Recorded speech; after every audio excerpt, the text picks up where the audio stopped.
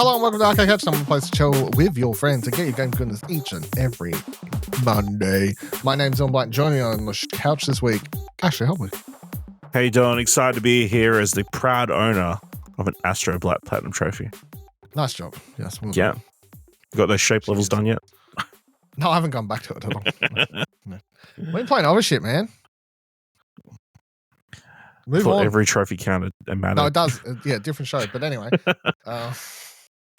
I'll go back. It's fine. Of course, I need to get that plat, but I also need to keep playing other games. It's one of the things that runs the website. That's true. I don't know if you're aware. That's part of the bit, you know. I want to say also, just realized, because Kieran at the last minute was like, oh, I'm fucking...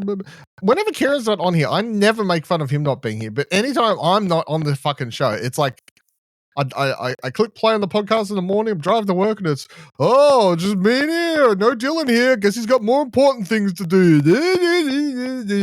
That's because you're a host, so I mean... Yeah, I know, but I just had that random thought then. I was like, I just feel like, okay, it's just me and Ash, and then I move on with the show. And then anytime I'm not here, it's fucking... Well, you can't say that anymore. Well, you know, I've done it once now. Yeah. So anyway, fuck Kieran. And all the times he's made fun How do you of me. forget that your house sitting? Bam. We're sitting in the house going, oh! Wow! I forgot! That's all right. It'll help because this week's there's not a lot going on. Obviously, the biggest thing of the week was PlayStation Pro announcement, which we talked about over on Platinum Explosion. Yeah, we had a very adult conversation over on Platinum Explosion that you should all go listen to, especially if you're angry about the price. I'm saying I think it turned out good. When I did my quick listen back through, just sped through it, checked it. I'm like, it's just 40 minutes of me being angry, but that's good. No, that was one of the comments we got on the YouTube video. Did we? Oh, thanks for being reasonable adults talking about the PS5 Pro. Oh, really? Seems all other podcasts seem to don't understand the pricing of PS5. I liked your example of the car you bought. There you go, man. I haven't looked at the YouTube comments, but go team. Look at us. Who'd have thought would be here? Reasonable adults. Not something I ever thought anyone would call me. Anyway, there's the first for everything, Mom. I'm done. Funny because sad. But no, it's so that was the biggest news of the week. So if you want to hear us talk about that for 45 minutes, whatever it was, over on Platinum Explosion podcast feed, of course. A few news stories this week. I think it'll be a shorter show simply because that has been the news and not much come out this week. Other than like Astrobot's still, I think, the talk of the town, which again we talked about last week on this show and Plat. So we've definitely covered this. It's great though. You should get 100% it and get that platinum trophy. Yeah. There is no more satisfying feeling than finishing one of those shapes levels. Yeah. What was the last trophy you got, by the way? It was like I had to get a photo. With, a photo with 2 legendary explorers. Yeah, okay. I saved all the ones at the crash site to last. So yeah, that's fair. Yeah.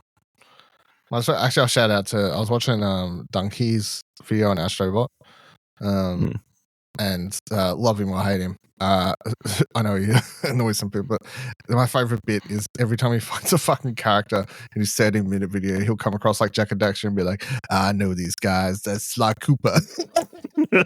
Like, he'll fucking say the wrong character every time. And I know there's at least a handful of people out there watching it just like not understanding it's a joke at all and just in the comments going, you fucking idiot.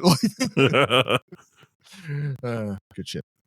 All right, so let's move on from the good shit. Time to get serious. Let's talk about some bad shit. Bad shit that's happened because it's been one of those weeks. So, Bloomberg writes, Annapurna video game team resigns, leaving partners scrambling. The entire staff of Annapurna Interactive, the video game publishing division of Megan Ellison's Annapurna Studio, resigned this month following a dispute with its owner. Annapurna Interactive president Nathan Gary and his team had been negotiating with Ellison, the daughter of billionaire Larry Ellison, to spin off the video game division as an independent entity. When Ellison pulled out the negotiations, Gary and other executives resigned and were followed by around 24 other staffers. Quote, all 25 members of Annapurna Interactive team collectively resigned, Gary and the group said in the joint statement. This is one of the hardest decisions we've ever had to make, and we did not take this action lightly. A spokesperson for Annapurna confirmed that it had explored a spin-off and said the parties failed to reach an agreement, which led to the resignations. Quote, our top priority is continuing to support our developer and publishing partners during this transition, Ellison said in a statement to Bloomberg News. We're committed to not only our existing slate of games, but also expanding our presence in the interactive space as we continue to look for opportunities to take a more integrated approach to linear and interactive storytelling across film and TV, gaming, and theatre. The exodus has led to a chaos as game developers partnered up with Annapurna to try to figure out what this means for the upcoming projects. As publisher, Annapurna is responsible not only for funding the games, but for handling services such as quality assurance, adapting the products for local markets, and marketing. Over the past few days, game makers working with Annapurna have scrambled to find new points of contact and figure out whether the company will continue to honor its agreements. The spokesperson said that all existing games and projects will remain under Annapurna. New president Hector Sanchez has told developers that the company will honor existing contracts and replace staff who have left. According to people who asked to not be identified because the conversations were private, Sanchez, originally a co-founder of Annapurna Interactive, was brought back last month. What do you make of this headlining big story of the week?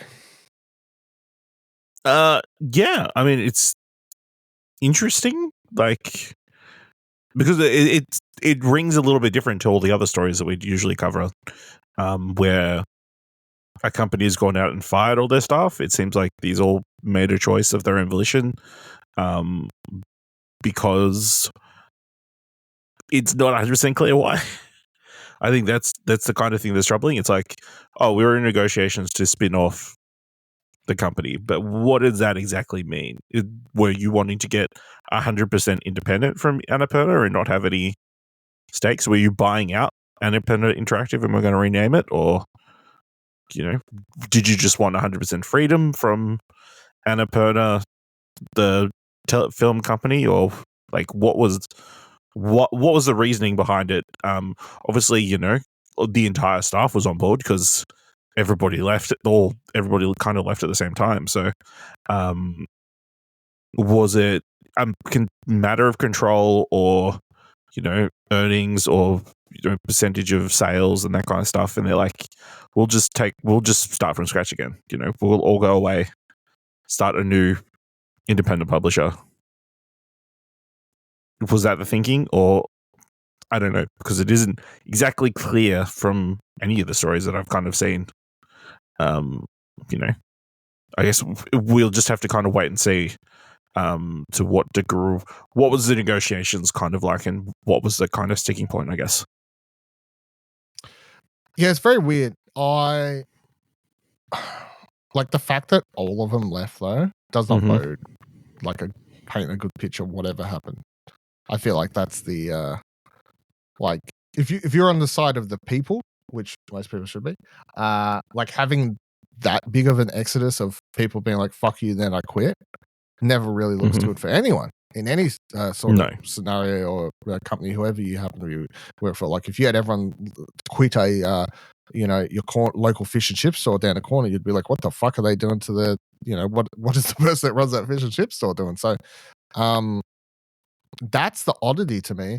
I mean, I don't know, like maybe they were asking for a little bit more, and maybe they were asking for a bit more money, maybe. And you know what, to be honest, they would sort of deserve it, because that, from my understanding, it had been when they started the Annapurna Interactive like games thing, it was like, oh, let's see how this turns out. And they had done, or Nathan Gary in particular, of course, heading it up, and the rest of the team had done a very good job at finding and putting out good shit continually. So maybe it was something along those lines, like like last year was they put out Cocoon among other things.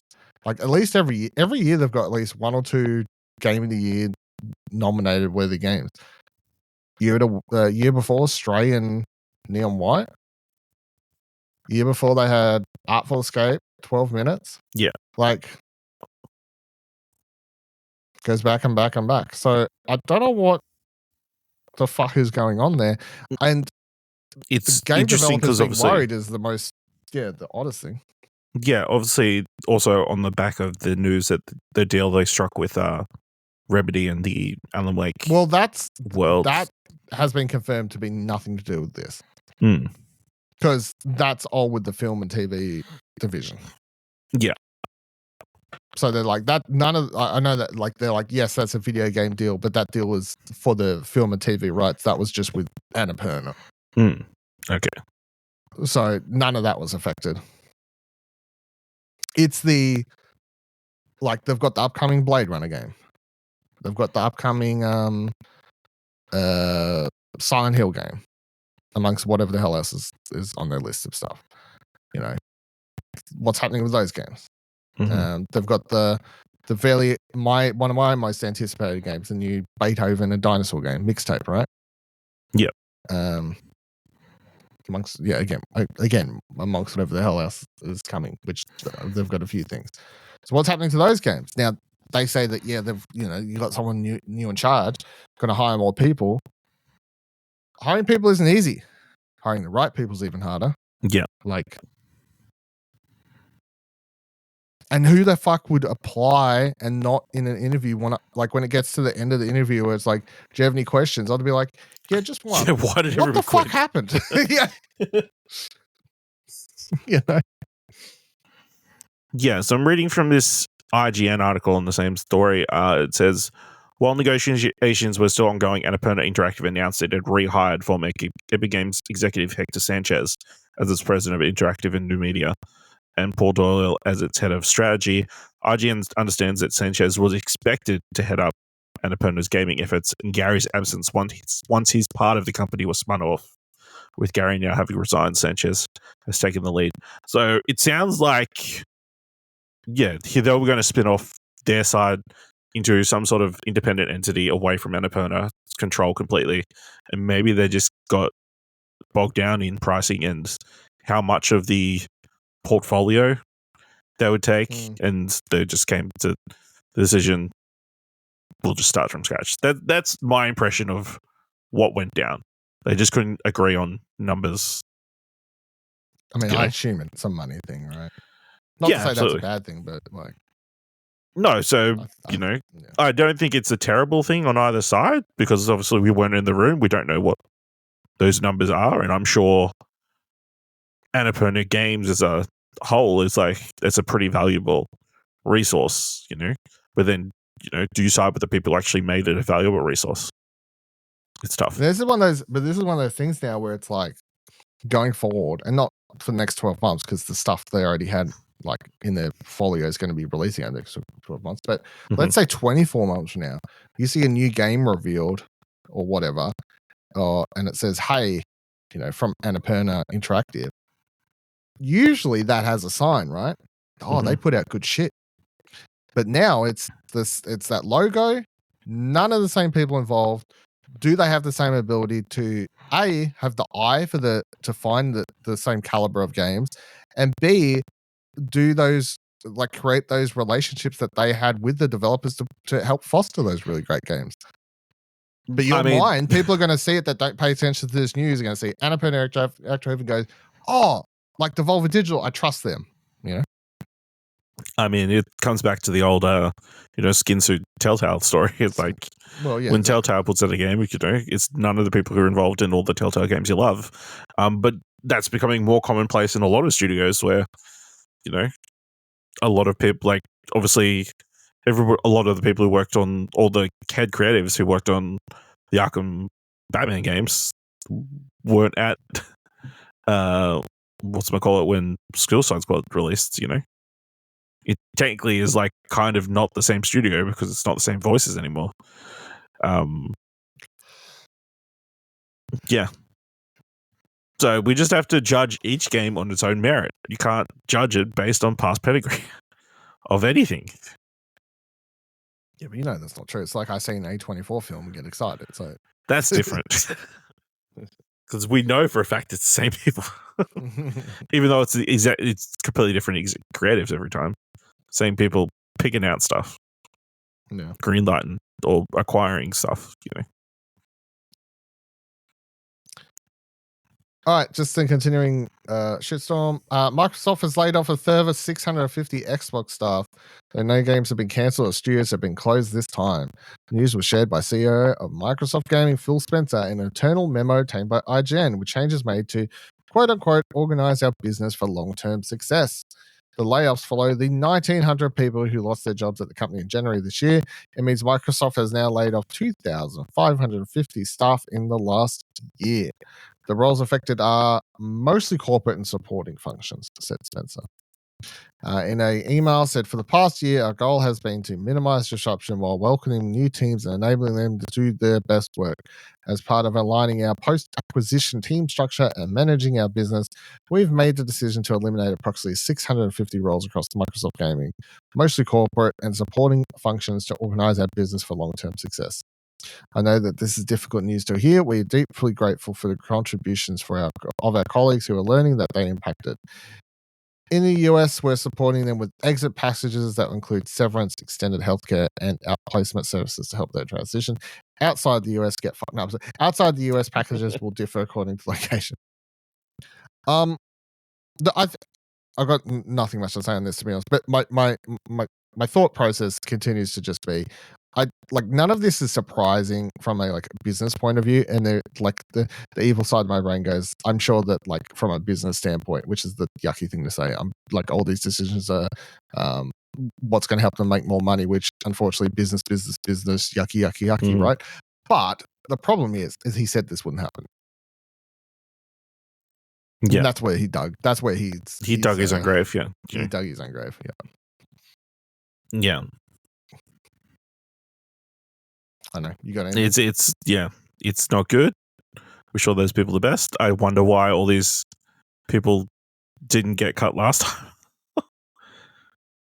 What did you suddenly learn in the 4 or 5 months since the last cuts? Yeah. They just want to space them out, I think. Just make it. Or was like, hey, these corporate people, let's give them a little bit more time because they're one of us, We got a lot of emails to send while we're buying all these businesses. So we need somebody to send all the emails to all the people we're firing. So let's keep all these people around. Let's keep these people on, and then we'll send the emails to fire those people. Well, it'll give us enough time to prepare to send the emails. Terrible. Yeah, there's not much else to say. Nope. Yeah, consolidation. It's great. Yeah, how good's consolidation? It's so good. Mm-hmm. That was sarcasm. Space Marine 2, most successful Steam launch for Warhammer 40k series, writes Eurogamer. Warhammer 40,000. Space Marine 2 has gotten off to a strong start in Steam. In fact, it has become the most played Warhammer game in terms of peak content player numbers on Valve's platform. At the time of writing, Warhammer 40k Space Marine 2 has an all-time Steam peak player count of 225,690. In comparison, Total War Warhammer 3 has an all-time peak player count of 166,754. Total War Warhammer 3, which was released back in 2022, once held the record for all-time peak player numbers for a Warhammer game, and now sits in second place. 2016's Total War Warhammer, meanwhile, has a concurrent player peak of 113,019. Warhammer 40k Space Marine 2 released earlier this week on PC as well as PlayStation 5 and Xbox Series XS. Eurogamer called its campaign a spectacular and most thrilling follow-up to the original. I'm finally playing. I've played the game. Played the first 3 levels. It's good fun. It's good shit. Now I'll tell you this: it's well deserving of the people playing it. I do find it funny. I don't know how this got popular out of nowhere. I don't know if it was word of mouth. I don't know if it was the good early reviews. I don't know. Was it the trailer? I don't know. You know what I mean? I think it's a combination of all those things. From launch, it was popular. I was like, yeah, I think, word of mouth. Obviously, the first game is very well regarded within the community. I think possibly a boom in interest around the franchise due to more Henry Cavill. Henry Cavill, you know, and the Yeah. other high-profile-ish people like coming out and expressing their love for the franchise. But yeah, I think word of mouth, like from the get-go, obviously it scored reasonably high on OpenCritic and that kind of stuff. So it just kind of being the type of game that maybe people haven't had for a while. Well, yeah, A campaign third-person shooter, you know? Yeah. Well, yeah. So for people who don't know, obviously it's based on Warhammer 40k, the tabletop game. It's also a sequel to Space Marine, a game that came out like 20 years ago. I haven't played the first one. Doesn't matter. Who cares? I think the thing that people are gravitating towards, and the same thing I'm sort of enjoying about it, is its very simple throwback level design. It is like, it's just Gears of War crossed with Warhammer. Like, that's all it is to a degree. It's a very straightforward third-person shooter to a degree that does make it feel, I guess, like, you know, back to PS3, Xbox 360 era level design. It's just you walk through the level, there's shit to kill. Objective is shit happens, shoot things, you know, and that because objectives like press this button, shoot some more things. And that's good. You know, sometimes that's all you need in a video game. The combat's good. All the funds feel weighty and nice, and none of them feel shit. They all feel exciting to use. I think the fact that it does a nice mix of hand-to-hand combat too. So like you'll have to like block and counter enemies, and you know you quickly like parry someone, and then you can press a button to initiate like a quick like fucking blow some alien's head off, and then you know maybe you roll backwards and then you just start mowing down. And it has a shit ton of enemies in it too, and it does feel your excitement level when you know the mission starts and it's like, look out, here they come, and there is just a fuck ton of these Imperium fucks coming down a hill, and you just start mowing them down. You just start shooting. You're like, God damn, like they're never going to stop. How will I survive this? And you somehow do, because you're a fucking badass Space Marine. You know, that's about how it goes. That's how it works. Now, I'm just playing by myself. You can play it with 12 people. That's the co-op option of it. I haven't tried to jump into anyone's games. I don't really care. I just want to play it by myself for now. I'm just enjoying it by myself. There are also optional levels, like side missions that, like, so for example, I think it was like the second or third mission. There's like a home base area you come back to between missions, and they're like, oh, for this mission, you're gonna need to recruit another set of Space Marines, and they're gonna like set off this bomb while you're doing your mission. So the other mission that you can play is you play as those characters playing out their mission while you play out yours. So the game tells you, hey, if you play this first, it may spoil some story shit, but that's it. I think it has a multiplayer mode or some short, like PvE sort of thing or something like that. I haven't tried that out either yet. I'd probably wait until I've actually finished it, but it's pretty good. I no regrets, you know. That's good to hear. How does it fit into the lore of Warhammer 40k? Well, like I was discovering in my 10-15 hour YouTube video I was watching recently, there was a god, and then there was like these people, and then you know, these alien races, they had a big fight, and then they spun out, and then they created the Space Marines, which are basically god people too. And then, you know, that's why the little humans, they bow down to you, because you live for thousands of years. And it's confusing as fuck is my answer to that question. So it fits. So it fits in the lore. Yeah. Don't ask me. Let's say yes. I will say I don't think you need to be like, you don't need to be understand anything about Warhammer to play this game. I really don't think so. The game starts, it clearly says, here's a planet, it's getting invaded by an alien species. Tyrannoids, whatever they're called, right? They're coming down, and then it cuts to you. You're on like a mission with two other Space Marines, part of like, basically, I think they call it like Death Watch or some shit. I'm just thinking of Star Wars, but it's like that. And then, like, they come down. Your mission in the first game is to basically set off this like bomb on the planet that'll help kill off this species, this invasion attack or whatever. And anyway, at the end of that first mission, you die basically, and then I don't know, some priest for the Space Marines decides to help you live again, and then you become an Ultramarine, and now you got to help put a stop to this alien invasion. I mean, it's like, I don't know what else you need to know. Like, the game hints at stuff that I quickly Wikipedia'd from the first game, where it's like why he was working for the Death Watch group people in the first place and stuff. But it's like, who cares? It's like bad aliens, gun, chainsaw, melee weapon, kill. Go. And it looks really pretty and gory as fuck while you do it. So good time. I'm very much, yes, I am enjoying that. So good for them. And I will say, it's like, to have a game where it's like very to this sort of gameplay style and everything, to be a success, I think that's good. Flappy Bird. Oh, finally a good story this week. Flappy Bird, that little game that could. It's coming back. Well played, Wrights. That Flappy Bird revival is not as wholesome as you think. Oh, no.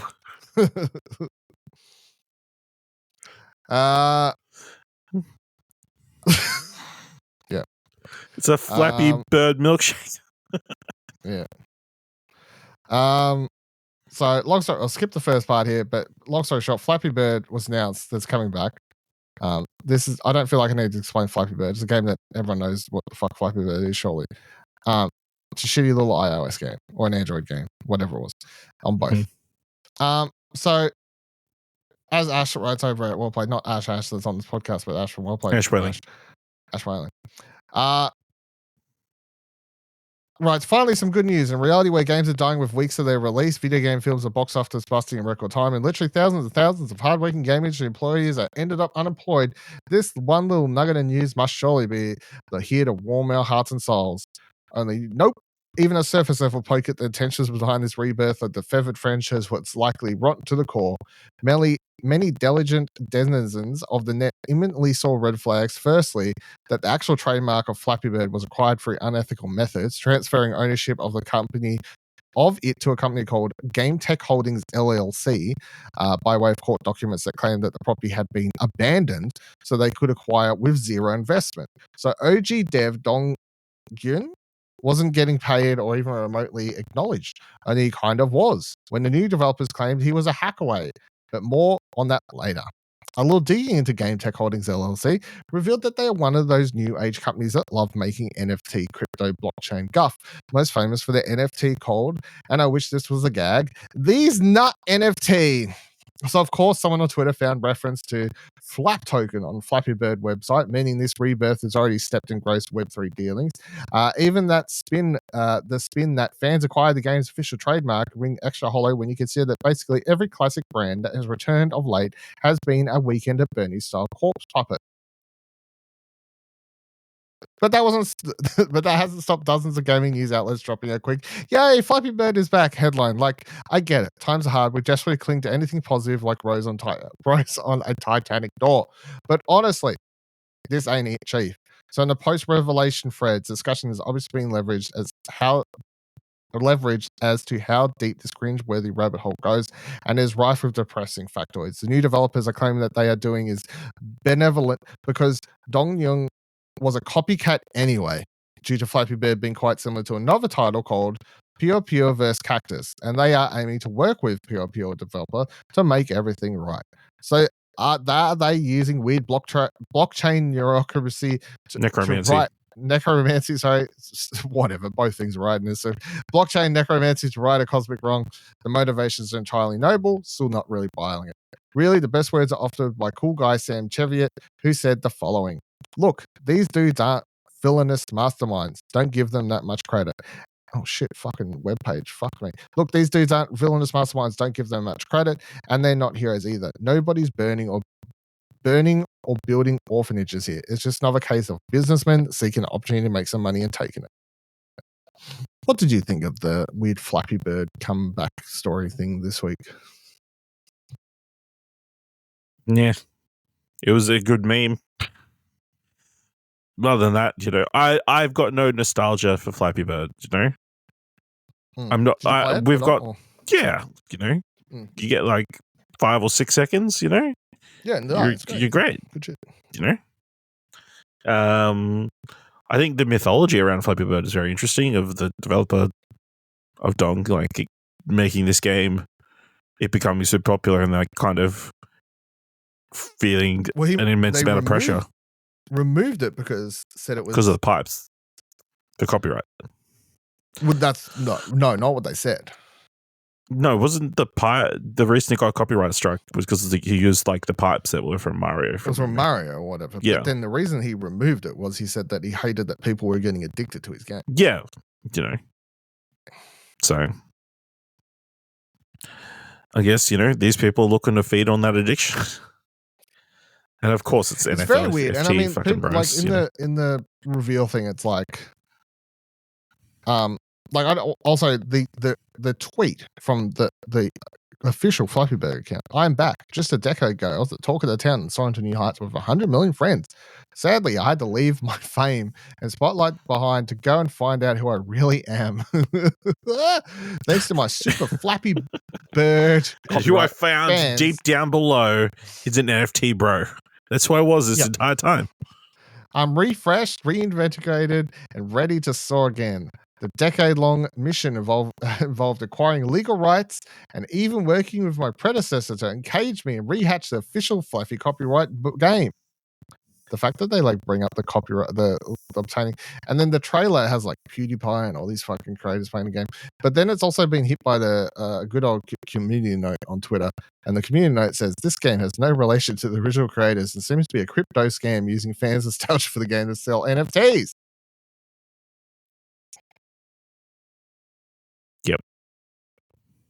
Yep. Very weird. We just can't have anything nice. I don't know. Would it be nice, even in a world where someone let's say they brought this game back?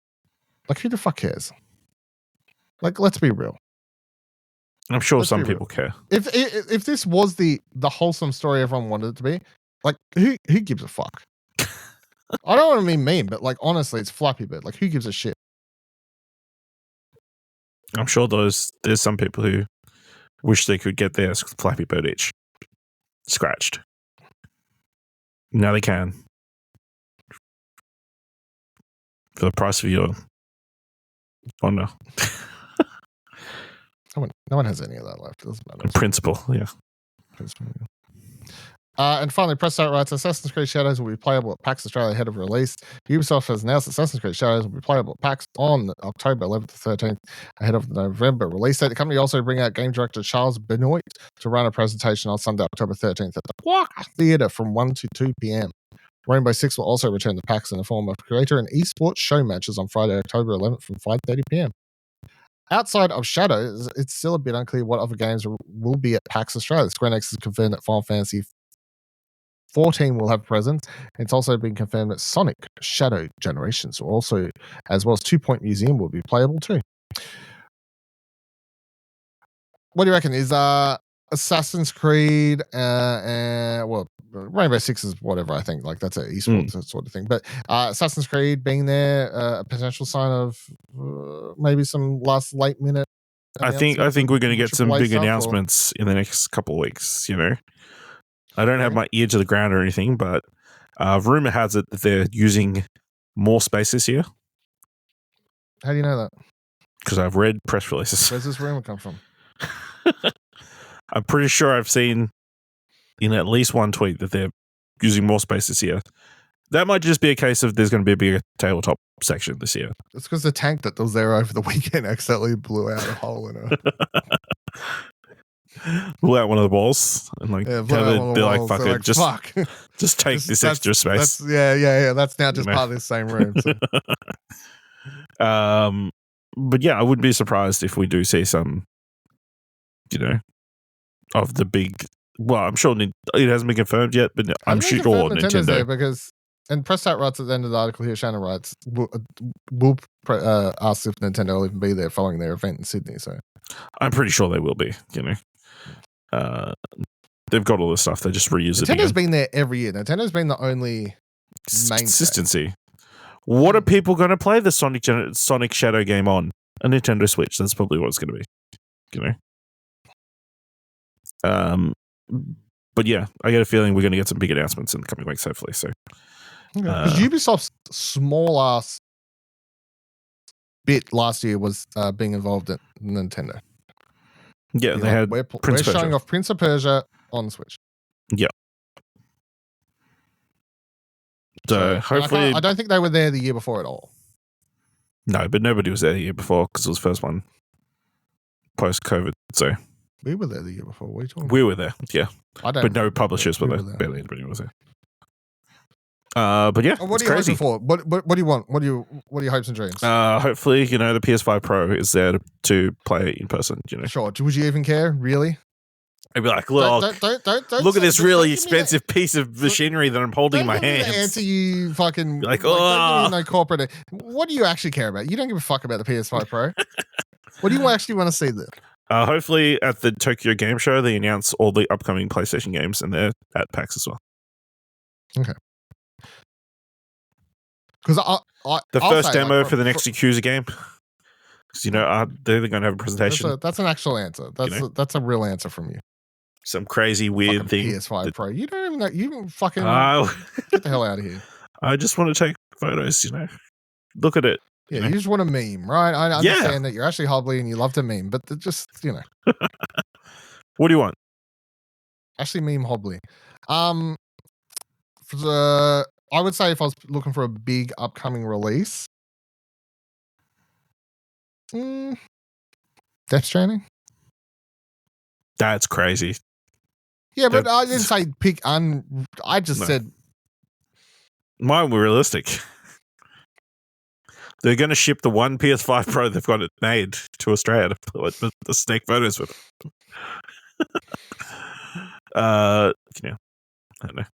Outside of that, what do I care about? Xbox should bring Indiana Jones, so we can have a hands-on. That'd be good. There we go. Indiana Jones. It's weird because October I feel like is the month that a bunch of games are dropping. The other thing is they haven't even announced a Pokemon game, so there's no Pokemon there. Zelda could be there, I guess, but that comes out around the same time. I think so. Double checking. I would assume. What have we got here? What have I got on this list? So PAX is October 10, 11, 12-ish, whatever it is. So anything else post that? Metaphor ReFantasia. Oh, that comes out. That comes out that weekend, but they're going to have that there. That'll probably be there then, yeah. No, it's confirmed. So Jamboree, October 17th. That'll be there if Nintendo's there. Mm-hmm. Unknown 9 Awakening is a game that comes out October 18th. I could see being there at Bandai Namco. That I wouldn't mind even getting my hands on for 2 seconds, just because I have a mild interest in, just to solidify my thoughts. Call of Duty Black Ops 6 comes out October 25th, so that will have to be there surely. Yeah, Super Mario Party comes out. That'll probably be there. Mario and Luigi Brothership. Yeah, probably November 7th. So that would have to be there. That Dragon Quest 3 HD 2D remake comes out in November. There's a few Nintendo games that surely they'll have to be there. Nintendo usually has a more back end of the month. I mean, if Xbox is there, they've got Microsoft Flight Simulator 2024 comes out November 19th. That could be a thing that they're showing off there. And then, of course, Indiana Jones, as you said. But I mean, to be honest, what if they brought Lego Horizon? Oh, fuck yeah. Do you reckon they'll show that PlayStation or Nintendo, though? Either. Depends on who shows up. Yeah, exactly. I mean, it would be hilarious, but also cool if, I guess, Nintendo was just showing a PlayStation game and PlayStation wasn't even there. Yeah. Because I don't expect PlayStation to be there. It's like, in order of people joining this PAX, I would be like, all right, Nintendo's most likely, then Xbox, then like 1 million other people, and then PlayStation. So, all right. That'll do it for this week's episode of Arcade Couch. Of course, you can let us know. I'm just going to things you've thought about anything that we've just discussed on the show. ExplosionNetwork.com/Twitter takes you to our Twitter page. ExplosionNetwork.com/Discord takes you to our Discord page. ExplosionNetwork.com takes you to just ExplosionNetwork.com.